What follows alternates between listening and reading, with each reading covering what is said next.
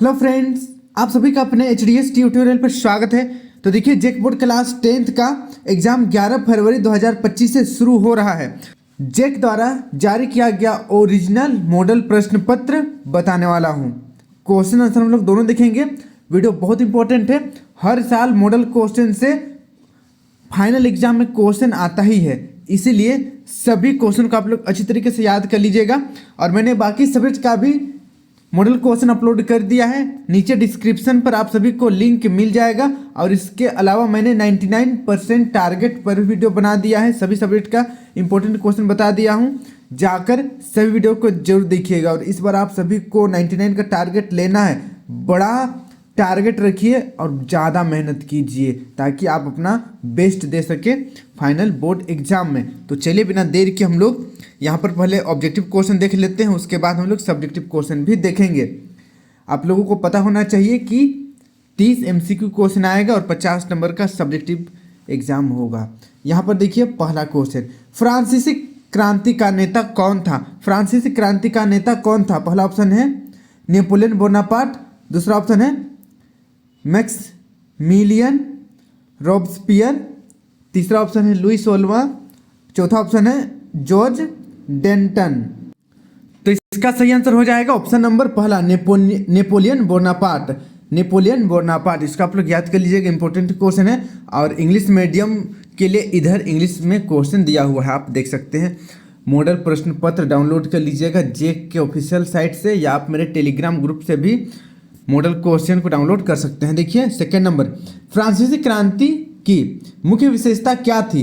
पहला ऑप्शन है राजतंत्र की स्थापना, दूसरा ऑप्शन है सामंतवाद का अंत, तीसरा ऑप्शन है साम्राज्यवाद का उदय और चौथा लोकतंत्र का उदय। तो इसका सही आंसर हो जाएगा ऑप्शन नंबर चौथा, लोकतंत्र का उदय। इसका आप लोग याद कर लीजिएगा, इंपॉर्टेंट क्वेश्चन है।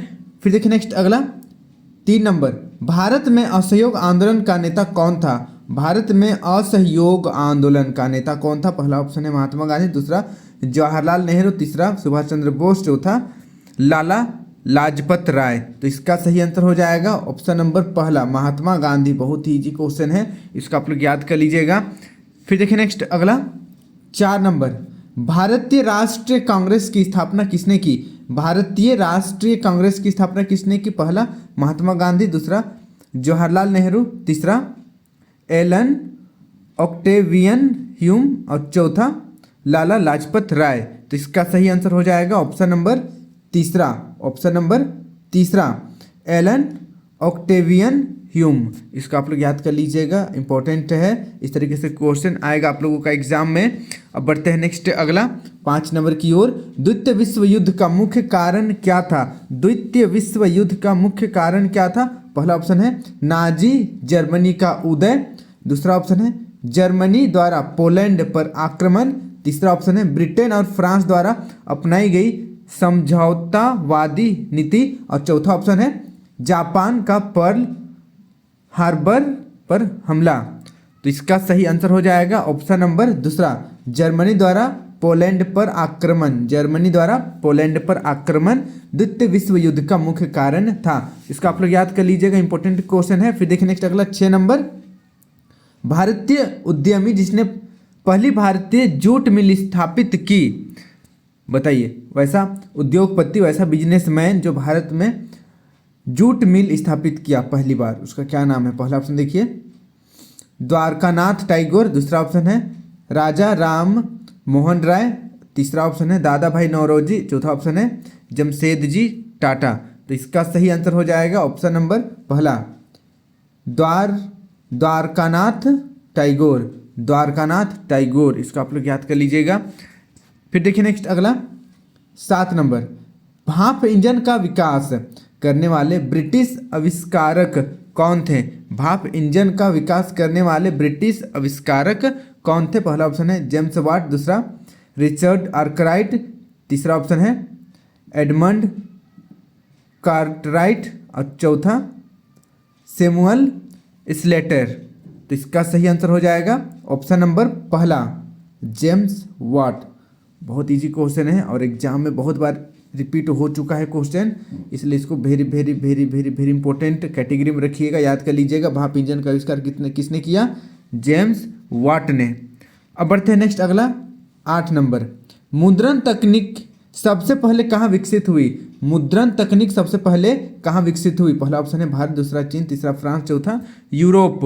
तो इसका सही आंसर हो जाएगा ऑप्शन नंबर दूसरा, चीन में। सबसे पहले चीन में मुद्रण तकनीक विकसित हुई, इसको आप लोग याद कर लीजिएगा। फिर देखिए नेक्स्ट अगला 9 नंबर। गीत गोविंद की रचना किसने की थी? गीत गोविंद की रचना किसने की थी? पहला देखिए जयदेव ने, दूसरा राजा राम मोहन राय ने, तीसरा शिवानी ने, चौथा विवेकानंद ने। तो इसका सही आंसर हो जाएगा ऑप्शन नंबर पहला, जयदेव ने। जयदेव ने गीत गोविंद की रचना की, जयदेव ने गीत गोविंद की रचना की, इसको आप लोग याद कर लीजिएगा। फिर देखिए नेक्स्ट अगला 10 नंबर। महात्मा गांधी ने किस पत्रिका का संपादन किया? महात्मा गांधी ने किस पत्रिका का संपादन किया? पहला ऑप्शन है कॉमनवेल्थ, दूसरा यंग इंडिया, तीसरा बंगाली और चौथा बिहारी। तो इसका सही आंसर हो जाएगा ऑप्शन नंबर दूसरा, यंग इंडिया, यंग इंडिया, इसको आप लोग याद कर लीजिएगा। अब बढ़ते हैं नेक्स्ट अगला देखिए 11 नंबर। भारत छोड़ो आंदोलन कब हुआ? बताइए, बहुत इंपॉर्टेंट क्वेश्चन है। भारत छोड़ो आंदोलन कब हुआ? पहला ऑप्शन है 1942, दूसरा 1943, तीसरा 1944 और चौथा 1945। तो इसका सही आंसर हो जाएगा ऑप्शन नंबर पहला, 1942, इसको आप लोग याद कर लीजिएगा। अब बढ़ते हैं नेक्स्ट अगला देखिए 12 नंबर। बाघ परियोजना की शुरुआत कब हुई? बाघ परियोजना की शुरुआत कब हुई? पहला ऑप्शन देखिए 1951, दूसरा 1973, तीसरा 1993 और चौथा 2009 ईस्वी में। तो बताइए बाघ परियोजना की शुरुआत कब हुई? तो इसका सही आंसर हो जाएगा ऑप्शन नंबर दूसरा, 1973 ईस्वी में, 1973 ईस्वी में। अब बढ़ते हैं नेक्स्ट अगला 13 नंबर। किस प्रकार की मिट्टी में कंकड़ की मात्रा अधिक होती है? किस प्रकार की मिट्टी में कंकड़ की मात्रा अधिक होती है? पहला खादर, दूसरा बांदर, तीसरा लाल और चौथा लेटेराइट। तो इसका सही आंसर हो जाएगा ऑप्शन नंबर दूसरा, बांदर, इसको आप लोग याद कर लीजिएगा, इंपॉर्टेंट क्वेश्चन है। अब बढ़ते हैं नेक्स्ट अगला 14 नंबर की ओर। देखिए काली मृदा किस नाम से जाना जाता है? काली मृदा को किस नाम से जाना जाता है? पहला ऑप्शन देखिए जलोढ़ मृदा, फिर देखिए सेकंड ऑप्शन है खादर, तीसरा ऑप्शन है रेगुर और चौथा ऑप्शन है बांगर। तो इसका सही आंसर हो जाएगा ऑप्शन नंबर तीसरा, काली मिट्टी को हम लोग रेगुर भी कहते हैं, इसको आप लोग याद कर लीजिएगा। अब बढ़ते हैं नेक्स्ट अगला 15 नंबर की ओर। सुंदरवन राष्ट्रीय पार्क किस राज्य में स्थित है? सुंदरवन राष्ट्रीय पार्क किस राज्य में स्थित है? पहला ऑप्शन है पश्चिम बंगाल, दूसरा असम, तीसरा गुजरात, चौथा मेघालय। तो इसका सही आंसर हो जाएगा ऑप्शन नंबर पहला, पश्चिम बंगाल, पश्चिम बंगाल, इसको आप लोग याद कर लीजिएगा, इंपॉर्टेंट क्वेश्चन है। फिर देखिए नेक्स्ट अगला 16 नंबर। नर्मदा बचाओ आंदोलन संबंधित है, नर्मदा बचाओ आंदोलन किससे संबंधित है? पहला देखिए, पहला ऑप्शन है सरदार सरोवर परियोजना से, दूसरा भाखड़ा नांगल परियोजना से, तीसरा सिंहद परियोजना से और चौथा टिहरी परियोजना से। तो इसका सही आंसर हो जाएगा ऑप्शन नंबर पहला, सरदार सरोवर परियोजना से, सरदार सरोवर परियोजना से, इसको आप लोग याद कर लीजिएगा, इंपॉर्टेंट क्वेश्चन है। अब बढ़ते हैं नेक्स्ट अगला 17 नंबर देखिए। जल किस प्रकार का संसाधन है? जल किस प्रकार का संसाधन है? पहला ऑप्शन है अनवीकरणीय, दूसरा कृत्रिम, तीसरा नवीकरणीय, चौथा इनमें से कोई नहीं। तो इसका सही आंसर हो जाएगा ऑप्शन नंबर तीसरा, जल कैसा संसाधन है? जल नवीकरणीय संसाधन है, एक बार यूज करने के बाद उसको हम लोग दोबारा यूज कर सकते हैं। अब बढ़ते हैं नेक्स्ट अगला देखिए 18 नंबर। श्रीलंका का राजकीय धर्म क्या है? बताइए, श्रीलंका का राजकीय धर्म, पहला इस्लाम, दूसरा हिंदू, तीसरा ईसाई, चौथा बौद्ध। तो इसका सही आंसर हो जाएगा ऑप्शन नंबर चौथा, बौद्ध, बौद्ध। श्रीलंका का राजकीय धर्म कौन सा है? बौद्ध, इसको आप लोग याद कर लीजिएगा। अब बढ़ते हैं नेक्स्ट अगला 19 नंबर। बेल्जियम में डचों की आबादी कितनी प्रतिशत है? बेल्जियम में डचों की आबादी कितनी प्रतिशत है? पहला ऑप्शन है 57%, दूसरा 58%, तीसरा 59% और चौथा 60%। तो इसका सही आंसर हो जाएगा ऑप्शन नंबर तीसरा, 59%, 59%, इसको आप लोग याद कर लीजिएगा। फिर देखिए नेक्स्ट अगला 20 नंबर। निम्नलिखित में से कौन सी शक्ति केवल केंद्र के पास है? निम्नलिखित में से कौन सी शक्ति केवल केंद्र के पास है? पहला ऑप्शन है शिक्षा, दूसरा रक्षा, तीसरा कृषि और चौथा स्वास्थ्य। तो इसका सही आंसर हो जाएगा ऑप्शन नंबर दूसरा, ऑप्शन नंबर दूसरा, रक्षा, रक्षा, इसको आप लोग याद कर लीजिएगा। अब बढ़ते हैं नेक्स्ट अगला 21 नंबर की ओर। देखिए विकेंद्रीकरण क्या है? बहुत इंपॉर्टेंट क्वेश्चन है, बहुत बार रिपीट हो चुका है। विकेंद्रीकरण क्या है? पहला देखिए, पहला ऑप्शन है एक हाथ में शक्ति का केंद्रीकरण, दूसरा ऑप्शन है स्थानीय सरकारों की शक्ति का वितरण, तीसरा ऑप्शन है केंद्र से राज्य की शक्ति का हस्तांतरण, और चौथा स्थानीय सरकारों की शक्ति को कर देना। तो इसका सही आंसर हो जाएगा ऑप्शन नंबर तीसरा केंद्र से राज्य की शक्ति का हस्तांतरण। इसको आप लोग याद कर लीजिएगा, इसको बोलते हैं विकेंद्रीकरण। अगला क्वेश्चन देखिए, भारत के पूर्वोत्तर राज्यों तक अधिक स्वायत्तता की मांग का मुख्य कारण क्या था? पहला ऑप्शन है आर्थिक पिछड़ापन, दूसरा सांस्कृतिक और भाषाई अंतर, तीसरा ऐतिहासिक कारण, और चौथा भौगोलिक स्थिति। तो इसका सही आंसर हो जाएगा ऑप्शन नंबर दूसरा, सांस्कृतिक और भाषाई अंतर। इसको आप लोग याद कर लीजिएगा। अब बढ़ते हैं नेक्स्ट, अगला 23 नंबर देखिए, एक लोकतांत्रिक सरकार की मुख्य विशेषता क्या है? जल्दी जल्दी कमेंट कीजिए, एक लोकतांत्रिक सरकार की मुख्य विशेषता क्या है? पहला ऑप्शन देखिए शक्ति का केंद्रीकरण, दूसरा शक्तियों का पृथक्करण, तीसरा व्यक्तिगत अधिकारों का संरक्षण, और चौथा उपरोक्त सभी। तो इसका सही आंसर देखिए, उपरोक्त सभी जहाँ पर भी रहता है ज़्यादातर चांसेस है कि वही सही आंसर हो जाएगा। तो यहाँ पर भी ऑप्शन नंबर चौथा बिल्कुल सही हो जाएगा, ऑप्शन नंबर चौथा उपरोक्त सभी। इसको आप लोग प्रैक्टिस कर लीजिएगा, याद कर लीजिएगा। अब बढ़ते हैं नेक्स्ट अगला 24 नंबर की ओर। 24 नंबर का क्वेश्चन देखिए, निम्नलिखित में से कौन भारतीय संविधान का एक प्रावधान है जिसका उद्देश्य लिंग समानता को बढ़ावा देना है? पहला ऑप्शन है अनुच्छेद 14, दूसरा ऑप्शन है अनुच्छेद 15, तीसरा ऑप्शन है अनुच्छेद 16, और चौथा ऑप्शन है अनुच्छेद 21। तो इसका सही आंसर हो जाएगा ऑप्शन नंबर दूसरा, अनुच्छेद 15। इसका आप लोग याद कर लीजिएगा। अब बढ़ते हैं नेक्स्ट अगला 25 नंबर की ओर। भारत किस प्रकार का राज्य है? भारत किस प्रकार का राज्य है बताइए, यानी कि भारत किस प्रकार का देश है? पहला ऑप्शन है संप्रभुत्व और लोकतांत्रिक, दूसरा ऑप्शन है धर्मनिरपेक्ष और संघीय, तीसरा ऑप्शन है संप्रभुत्व, लोकतांत्रिक, धर्मनिरपेक्ष और संघीय, और चौथा राजतंत्र और अधिनायकवादी। तो इसका सही आंसर हो जाएगा ऑप्शन नंबर तीसरा, संप्रभुत्व, लोकतांत्रिक, धर्मनिरपेक्ष और संघीय सरकार है भारत में। इसको आप लोग याद कर लीजिएगा, इंपॉर्टेंट क्वेश्चन है। अब बढ़ते हैं नेक्स्ट अगला 26 नंबर की ओर देखिए, ग्रीन बेल्ट मूवमेंट का संबंध किस देश से है? ग्रीन बेल्ट मूवमेंट का संबंध किस देश से है? पहला ऑप्शन है नेपाल, दूसरा ऑप्शन है भारत, तीसरा ऑप्शन है केन्या, चौथा ऑप्शन है श्रीलंका। तो इसका सही आंसर हो जाएगा ऑप्शन नंबर तीसरा केन्या, ऑप्शन नंबर तीसरा याद कर लीजिएगा। अब बढ़ते हैं नेक्स्ट अगला 27 नंबर, राजनीतिक दलों की मान्यता, राजनीतिक दलों को होना चाहिए, राजनीतिक दलों को मान्यता कौन देता है बताइए? राजनीतिक दलों को मान्यता कौन देता है? पहला ऑप्शन है चुनाव आयोग, दूसरा राष्ट्रपति, तीसरा संसद, चौथा न्यायपालिका। तो इसका सही आंसर हो जाएगा ऑप्शन नंबर पहला चुनाव आयोग। राजनीतिक दलों को मान्यता कौन देता है? चुनाव आयोग। राजनीतिक दल को चिन्ह कौन देता है? चुनाव आयोग। वोट कौन कराता है? चुनाव आयोग। रिजल्ट कौन निकालता है? चुनाव आयोग। फिर देखिए नेक्स्ट अगला 38 नंबर, रोजगार गारंटी अधिनियम कब लागू किया गया है? रोजगार गारंटी अधिनियम कब लागू किया गया है? पहला 2005, दूसरा 2004, तीसरा 2003 और चौथा 2006। तो इसका सही आंसर हो जाएगा ऑप्शन नंबर पहला, 2005 ईस्वी में रोजगार गारंटी अधिनियम लागू किया गया है। इसको आप लोग याद कर लीजिएगा। फिर देखिए 29 नंबर, बैंकों की आय का मुख्य स्रोत क्या है? बैंकों की आय का प्रमुख स्रोत बताना है। पहला निकासी, दूसरा ऋण, तीसरा जमा, चौथा इनमें से कोई नहीं। तो इसका सही आंसर हो जाएगा ऑप्शन नंबर दूसरा, ऋण। आप बैंक से ऋण लेते हैं, लोन लेते हैं, मानकर चलिए 5 लाख, लेकिन जब आप जमा करने जाते हैं तो आपको एक्स्ट्रा पैसे देने पड़ते हैं। फॉर एग्जांपल 5,50,000 इस तरीके से, ठीक है। तो 50,000 बैंक का फ़ायदा हो गया। तो इसी प्रकार से बैंक का इनकम होता है।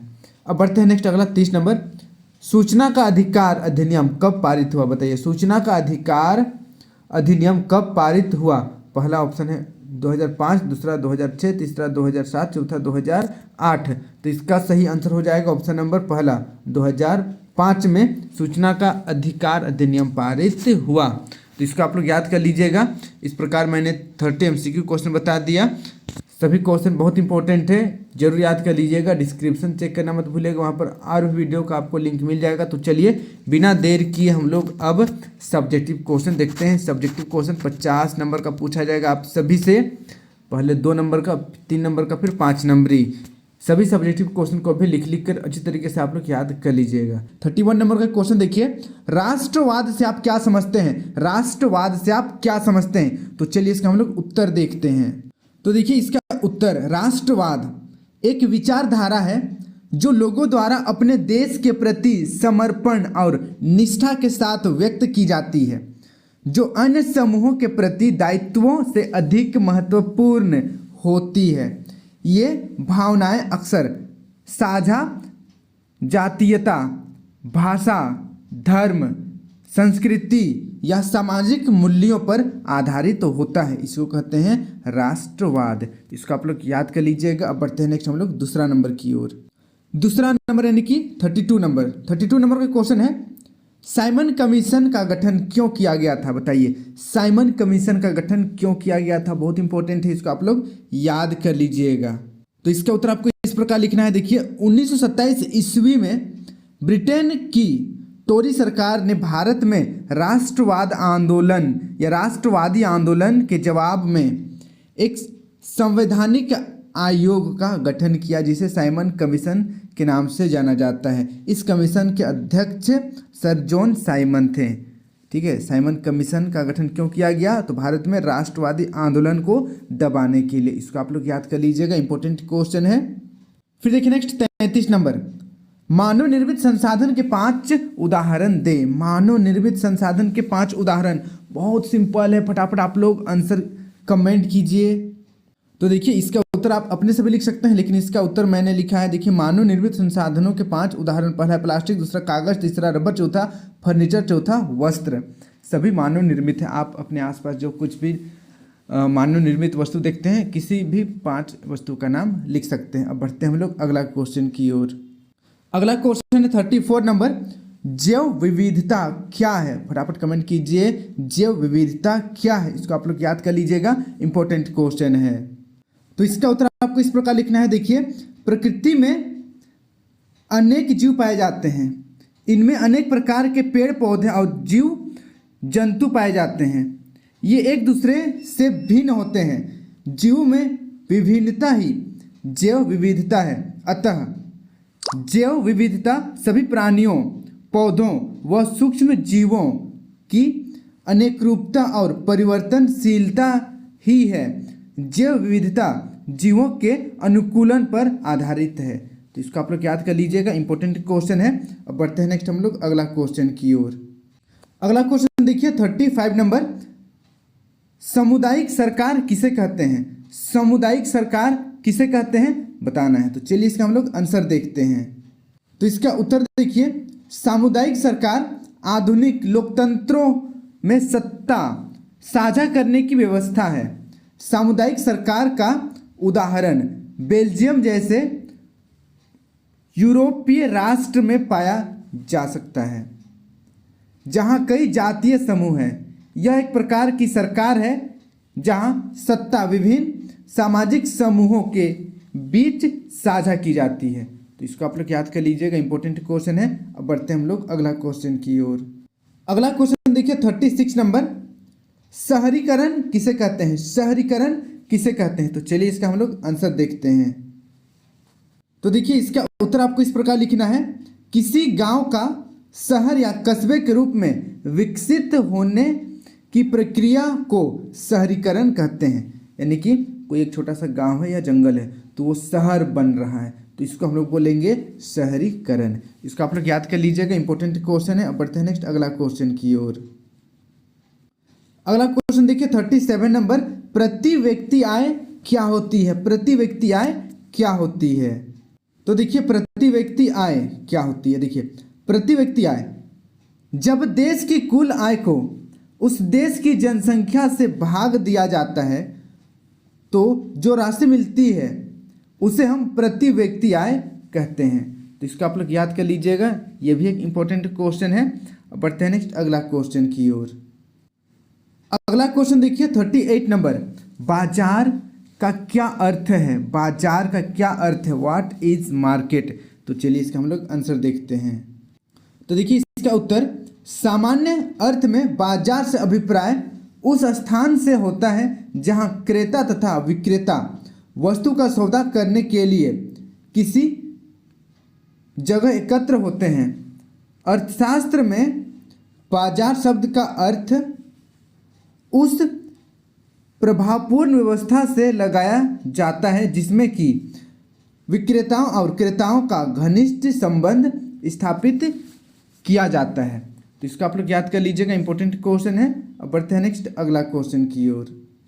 तो देखिए अभी तक जो आप देख रहे थे क्वेश्चन आंसर, ये आपका 2 नंबरी था। अब हम लोग देखते हैं लघुतरीय प्रश्न, शॉर्ट टाइप क्वेश्चन, यानी कि 3 नंबरी क्वेश्चन। देखिए 39 नंबर, कृषि अर्थव्यवस्था पर प्रथम विश्व युद्ध के प्रभाव का वर्णन करें।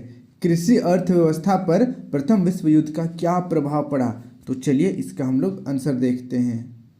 तो इसका उत्तर आपको इस प्रकार लिखना है, प्रथम विश्व युद्ध का कृषि अर्थव्यवस्था पर पड़े प्रभाव को देखने के लिए गेहूं उत्पादकों का उदाहरण देखना होगा।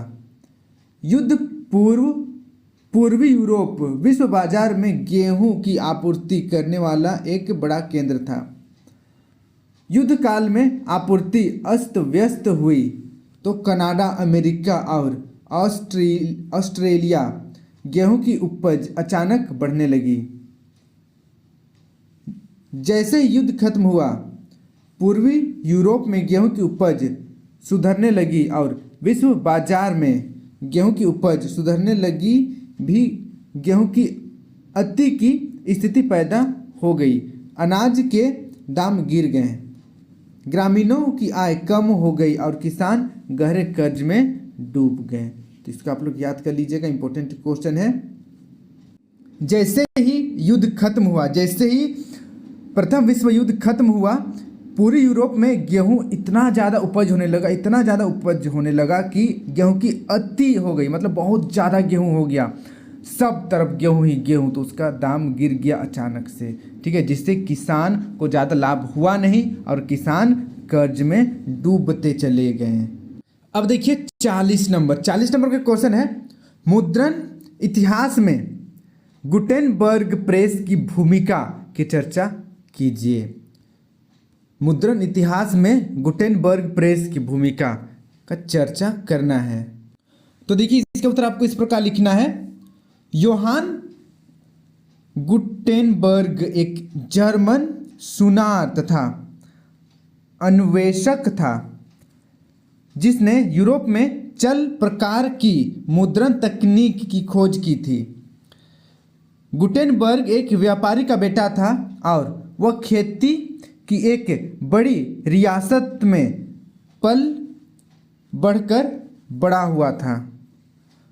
वह बचपन से ही तेल और जैतून पेरने की मशीनें देखता आया था।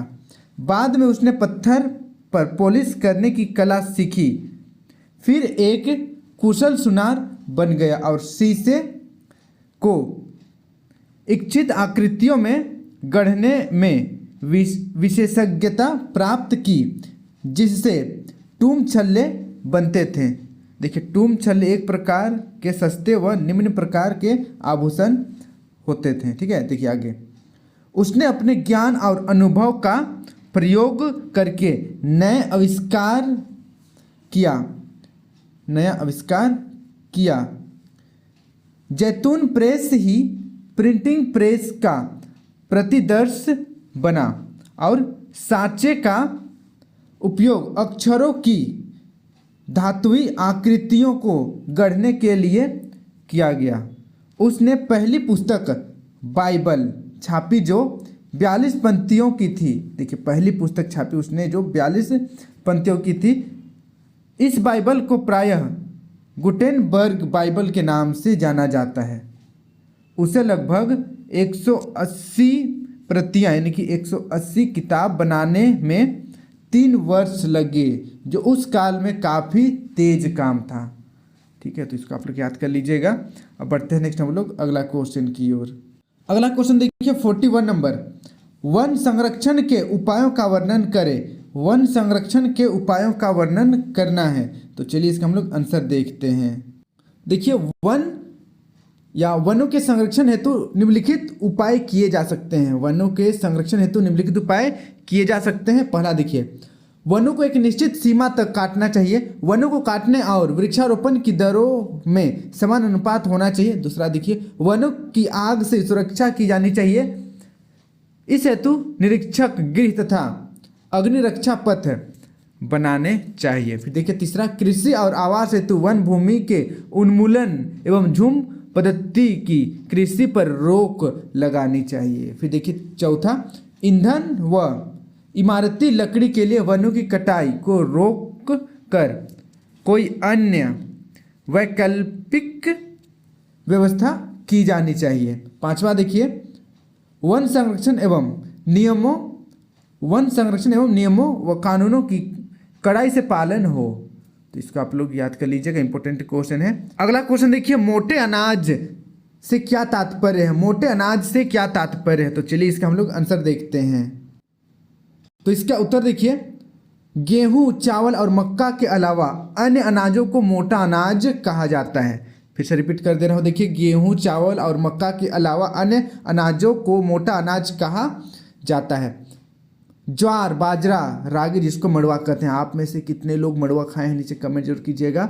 जौ, कोदो, सामा, बाजरा, सावा, लघु धान्य या कुटकी, कांगनी और चीना फसलों को मोटा अनाज के तौर पर जाना जाता है।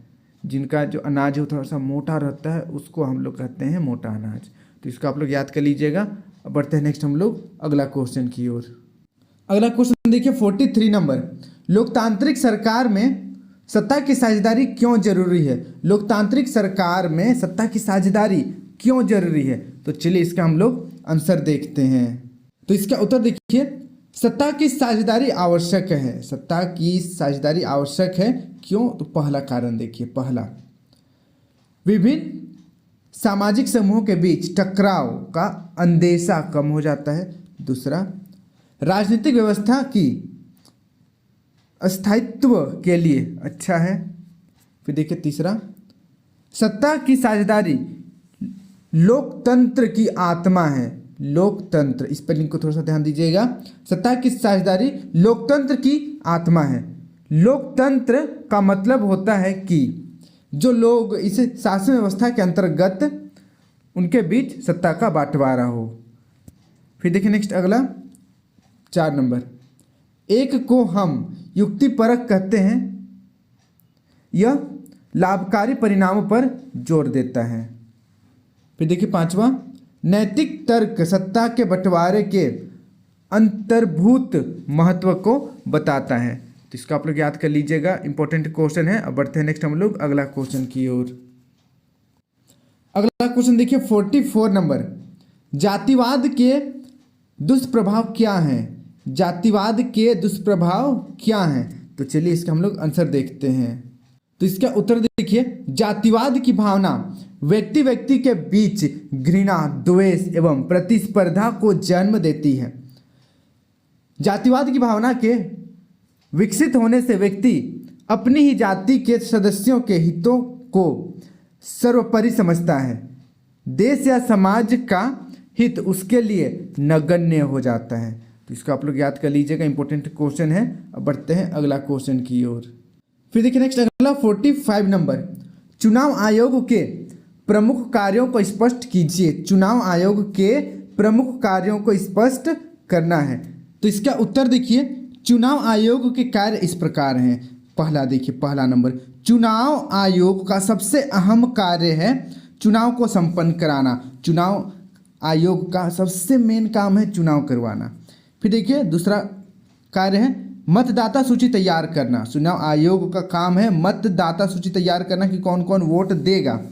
फिर देखिए नेक्स्ट अगला, नामांकन के लिए तिथियों की नियुक्ति यानी कि कब से कब तक आप नामांकन कर सकते हैं, इलेक्शन में खड़े हो सकते हैं, वो सबका तिथि जो है वो चुनाव आयोग निकालता है। फिर देखिए अगला महत्वपूर्ण कार्य है चुनाव की सार्वजनिक सूचना, यानी कि सबको बताना कि इस दिन चुनाव है, इस चीज़ का चुनाव है। फिर देखिए नेक्स्ट अगला चुनाव आयोग का कार्य, चुनाव के लिए उम्मीदवारों का नामांकन भी करना। फिर देखिए अगला चुनाव लड़ने वाले उम्मीदवारों की सूची का प्रकाशन। फिर देखिए अगला मतदान के लिए समय निर्धारण। फिर देखिए अगला वोटों की गिनती और चुनाव परिणाम की घोषणा, वोट की गिनती भी करवाना और कौन जीता कौन हारा इसको भी बताने का कार्य करता है चुनाव आयोग। और चुनाव आयोग ही आप सभी को मेन से जितने भी राजनीतिक दल हैं सबको उनका चिन्ह देता है, जैसे कि भाजपा का कमल है, कांग्रेस का हाथ छाप है, इसी प्रकार से आप लोगों को आपका जो पार्टी है उसका जो छाप है, ठीक है, वो चुनाव आयोग ही देता है। अब देखिए अगला क्वेश्चन 46 नंबर, इंटरनेट से क्या लाभ हो रहा है? इंटरनेट से क्या लाभ हो रहा है? फटाफट कमेंट कीजिए। आप सभी इंटरनेट से ही तो वीडियो को देख रहे हैं। तो देखिए इसका उत्तर आप इस प्रकार लिख सकते हैं, इंटरनेट कनेक्शन विभिन्न व्यक्तिगत कार्यों जैसे ईमेल भेजना, ऑनलाइन भुगतान करना, फिल्में देखना, संगीत सुनना, वीडियो कॉल करना आदि के लिए बहुत उपयोगी है। दुकानों और खुदरा बाजारों में इंटरनेट बहुत महत्वपूर्ण भूमिका निभाता है, क्योंकि यह ऑनलाइन ऑर्डर बेचने और बनाने में मदद करता है। तो इंटरनेट बहुत उपयोगी है। इसके अलावा भी आप अपने तरीके से इंटरनेट का उपयोग लिख सकते हैं। तो चलिए अब बढ़ते हैं अगला क्वेश्चन की ओर। तो देखिए अब तक हम लोग देख रहे थे शॉर्ट टाइप क्वेश्चन, अब हम लोग देखेंगे दीर्घ उत्तरीय प्रश्न, लॉन्ग आंसर टाइप क्वेश्चन। तो यहाँ पर देखिए 47 नंबर, ये आपका 5 नंबरी क्वेश्चन है। 5 नंबरी क्वेश्चन है, पूरा रट्टा मार लेना है, इंपॉर्टेंट क्वेश्चन है सभी। देखिए 47 नंबर, जर्मनी एकीकरण की प्रक्रिया का वर्णन करें। जर्मनी एकीकरण की प्रक्रिया का वर्णन करना है। तो देखिए इसका उत्तर आपको इस प्रकार लिखना है, जर्मन संघ के उदारवादी मध्य वर्ग 1848 में फ्रैंकफर्ट संसद में मिले। इसका उद्देश्य था जर्मनी को एक राष्ट्र बनाना, लेकिन उनकी योजना असफल हो गई। फिर देखिए ख नंबर, इस योजना को राजशाही और फौज की ताकत ने मिलकर दबा दिया। फिर देखिए ग नंबर, प्रशा के प्रमुख मंत्री ओटो वन बिस्मार्क ने जर्मन संघ के एकीकरण के लिए आंदोलन का नेतृत्व किया। फिर देखिए घ नंबर, 7 वर्ष के दौरान ऑस्ट्रिया, डेनमार्क और फ्रांस से 3 युद्धों में प्रशा की जीत हुई और एकीकरण की प्रक्रिया पूरी हुई। देखिए 5वां नंबर, अंग नंबर, जनवरी 1871 में वर्साय में हुए एक समारोह में प्रशा के राजा विलियम प्रथम को जर्मनी का सम्राट घोषित किया गया। तो इसको आप लोग याद कर लीजिएगा, इंपॉर्टेंट क्वेश्चन है। अब बढ़ते हैं नेक्स्ट अगला क्वेश्चन की ओर। फिर देखिए नेक्स्ट अगला 48 नंबर का क्वेश्चन है, 1920 में महात्मा गांधी द्वारा शुरू किए गए असहयोग आंदोलन के महत्व और प्रभाव का विश्लेषण करें। तो इसका उत्तर देखिए, 1920 में महात्मा गांधी द्वारा शुरू किए गए असहयोग आंदोलन के महत्व और प्रभाव निम्न प्रकार से हैं। जैसे यहाँ पर पहला देखिए, यह एक जन आंदोलन था, इसमें हिंदू मुस्लिम दोनों समुदायों ने भाग लिया।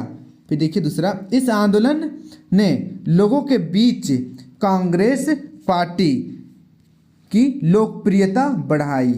फिर देखिए तीसरा, इस आंदोलन ने लोगों को अपने राजनीतिक अधिकारों के प्रति जागरूक किया।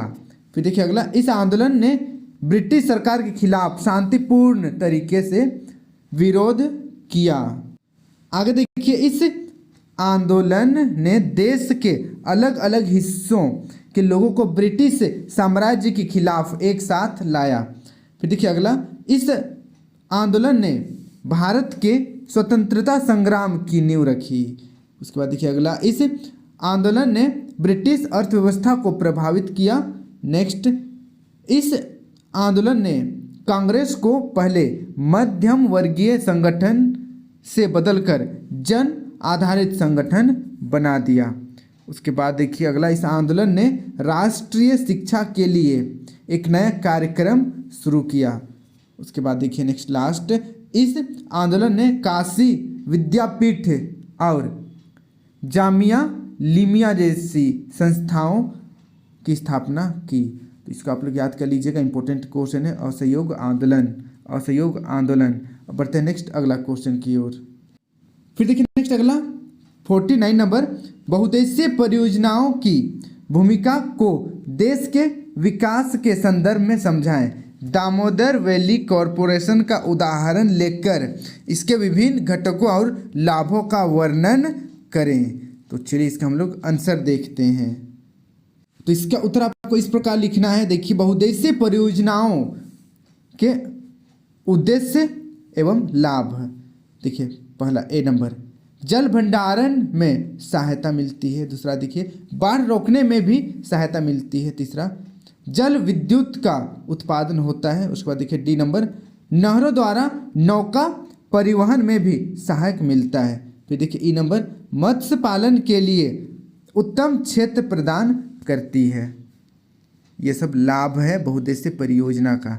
उसके बाद देखिए आगे, दामोदर घाटी निगम, दामोदर घाटी निगम अधिनियम 1948 के अंतर्गत स्थापित एक सांविधिक निकाय है। इसका मुख्यालय कोलकाता में है। यह पश्चिम बंगाल और झारखंड के दामोदर नदी क्षेत्र में कई विद्युत संयंत्रों को संचालित करता है। यह निगम केंद्रीय विद्युत मंत्रालय के अधीन ताप विद्युत संयंत्रों और जल विद्युत संयंत्रों दोनों को संचालित करता है। तो इसको आप लोग याद कर लीजिएगा, इंपॉर्टेंट क्वेश्चन है। अब बढ़ते हैं नेक्स्ट हम लोग अगला क्वेश्चन की ओर। अगला क्वेश्चन देखिए 50 नंबर, संघीय सरकार की मुख्य विशेषताएं क्या है? संघीय सरकार की मुख्य विशेषता बताना है। तो चलिए इसका हम लोग आंसर देखते हैं। तो इसका उत्तर आपको इस प्रकार लिखना है, संघीय सरकार की कुछ विशेषताएं ये हैं। जैसे पहला देखिए, संविधान की सर्वोच्चता, यानी कि संविधान सबसे ऊपर है। फिर देखिए दूसरा, लिखित और कठोर संविधान, जो भी संविधान है वो पूरा का पूरा लिखा हुआ है। उसके बाद देखिए अगला, स्वतंत्र न्यायालय, जो भी न्यायालय होते हुए स्वतंत्र होते हैं न्याय करने के लिए। फिर देखिए तीसरा, सरकार के दो या दो से ज़्यादा स्तर, जैसे इंडिया में नेशनल लेवल पर है, ठीक है, केंद्र सरकार है, उसके बाद राज्य स्तर पर राज्य सरकार है, उसके बाद पंचायती शासन व्यवस्था भी है। तो त्रिस्तरीय व्यवस्था है भारत में सरकार का। फिर देखिए नेक्स्ट अगला, सरकार के अलग अलग स्तरों का अपना क्षेत्राधिकार, अपना अपना क्षेत्र में अपना अपना अधिकार होता है। जैसे केंद्र सरकार का अधिकार अपना है, राज्य सरकार का अधिकार अपना है, पंचायती जो सरकार है उसका अपना क्षेत्र है। फिर देखिए अगला, संविधान के मौलिक प्रावधानों में बदलाव के लिए सरकार के दोनों स्तरों की सहमति जरूरी है, यानी कि केंद्र सरकार राज्य सरकार दोनों सहमत है तभी संविधान में बदलाव किया जा सकता है। आगे देखिए, सरकार के हर स्तर के राजस्व के स्रोतों का स्पष्ट उल्लेख है, यानी कि कितना कर आया, कितना गया, कितना कहाँ टैक्स दिए, कहाँ लिए, सब कुछ लिखित और स्पष्ट उल्लेख रहता है। फिर देखिए देश की एकता की रक्षा और उसका विस्तार करना। उसके बाद देखिए अगला, क्षेत्रीय विविधताओं का सम्मान करना। फिर देखिए अगला, पारस्परिक विकास और सहमति से एक साथ रहना। तो ये सब है आपका संघीय सरकार की विशेषताएं, या आप कह सकते हैं लोकतंत्र की विशेषताएं। तो इसको आप लोग याद कर लीजिएगा, इंपॉर्टेंट क्वेश्चन है। अब बढ़ते हैं नेक्स्ट अगला क्वेश्चन की ओर। फिर देखिए नेक्स्ट अगला 51 नंबर, 51 नंबर, लोकतंत्र में राजनीतिक दलों की भूमिका एवं कार्यों की चर्चा करें। लोकतंत्र में राजनीतिक दलों की भूमिका एवं कार्यों की चर्चा करना है। तो चलिए इसका हम लोग आंसर देखते हैं। तो इसका उत्तर आपको इस प्रकार लिखना है, राजनीतिक दल ऐसे लोगों का समूह है जो एक जैसे विचार रखते हैं और जो देश की विभिन्न समस्याओं पर एकमत होते हैं।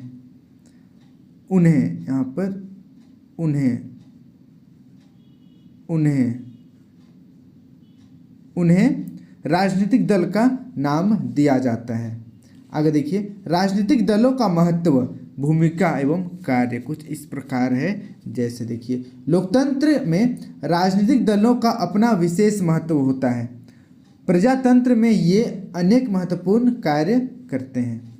जैसे पहला नंबर देखिए, राजनीतिक दल चुनाव लड़ते हैं और अपने उम्मीदवारों को अधिक से अधिक मत से जिताने का प्रयास करते हैं। फिर देखिए ख नंबर, राजनीतिक दल अलग अलग नीतियों और कार्यक्रमों को मतदाताओं के सामने रखते हैं और उनका समर्थन हासिल करने का प्रयास करते हैं।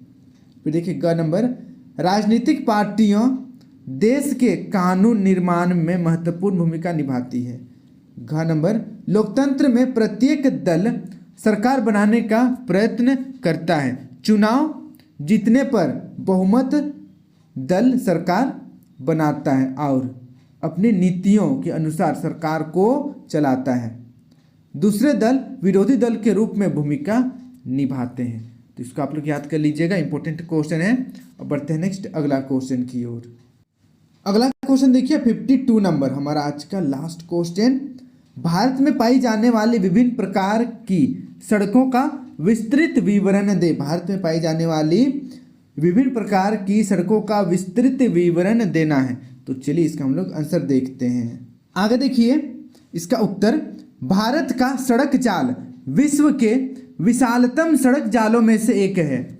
सन 2005 में भारत में सड़कों की कुल लंबाई 33.1 लाख किलोमीटर थी। ये दशमलव है, ठीक है, 33.1 लाख किलोमीटर थी। देश में प्रतिवर्ष सड़कों द्वारा लगभग 85% यात्री और 70% भार यातायात का परिवहन किया जाता है। भारत में आधुनिक प्रकार के सड़क परिवहन के विकास का प्रथम गंभीर प्रयास सन 1943 में नागपुर योजना बनाकर किया गया, परंतु रजवाड़ों और ब्रिटिश भारत राज्य के मध्य समन्वय के अभाव के कारण यह योजना क्रियान्वित न हो सकी।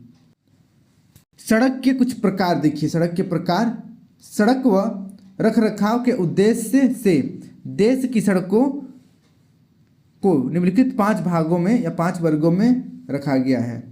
देखिए यहाँ पर पहला, राष्ट्रीय महामार्ग जिसको नेशनल हाईवे कहते हैं, एनएच कहते हैं, एनएच। फिर देखिए नेक्स्ट, राज्य महामार्ग जिसको स्टेट हाईवे कहते हैं। फिर देखिए जिला सड़कें जिसको डिस्ट्रिक्ट रोड कहते हैं। उसके बाद देखिए ग्रामीण सड़कें, रूरल रोड्स कहते हैं। फिर यहाँ पर देखिए अन्य सड़कें, 5वां टाइप, यानी कि जो पगडंडी होता है छोटा मोटा, जहाँ से पैदल वगैरह जाने का रास्ता होता है, गली कोचा होता है, उसको बोलते हैं अन्य सड़कें। तो इसको आप लोग याद कर लीजिएगा, इंपॉर्टेंट क्वेश्चन है। तो इस प्रकार से मैंने क्लास 10th का 25 फरवरी को जो एग्ज़ाम होने वाला है सोशल साइंस का, उसका ओरिजिनल मॉडल क्वेश्चन का आंसर बता दिया। सभी क्वेश्चन को पूरा रट लेना है, आपको याद कर लेना है पानी पानी। और इसी प्रकार से मैंने आप लोगों के लिए बाकी सब्जेक्ट का भी इंपॉर्टेंट क्वेश्चन और मॉडल क्वेश्चन अपलोड कर दिया है। नीचे डिस्क्रिप्शन पर लिंक मिल जाएगा, जाकर जरूर देखिएगा और अपना प्रिपरेशन को अच्छा बनाइए, मेहनत कीजिए। अभी 1 महीने का समय है, जी तोड़ मेहनत कीजिए और ज़्यादा से ज़्यादा नंबर लाइए। आज के लिए इतना ही। Thank you for watching video. जय हिंद, जय भारत।